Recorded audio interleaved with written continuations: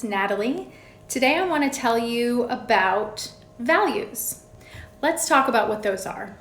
Values are beliefs that we hold as individuals, as teams, as organizations, as a society. And they are the things that help inform what we perceive as good or bad, just or unjust, right or wrong, truthful or not truthful. But the thing about values is that they're different for each person. They're different for each organization. They're different for each team. And so if we don't communicate what we hold as important, what we value and what we believe in, it can potentially cause conflict at some point or another. Let's explore that a little bit more.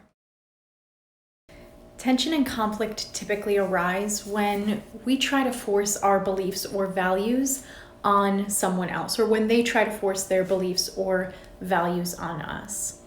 Now, it's not worth trying to actually change someone's beliefs or their values. This is something that is deeply personal to each of us. That's why it shows up the way that it does in interpersonal dynamics, team dynamics, and inside organizations.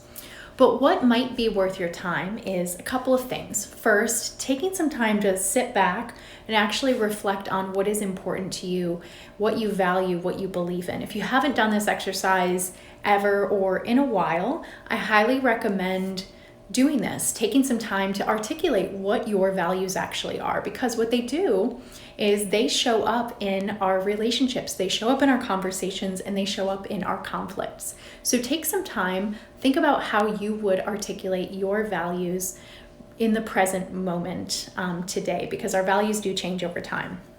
The second thing that I want you to think about is understanding and practicing that these values show up and can really help or hinder our relationships. At worst, they can create dysfunction if not articulated or communicated proactively and often.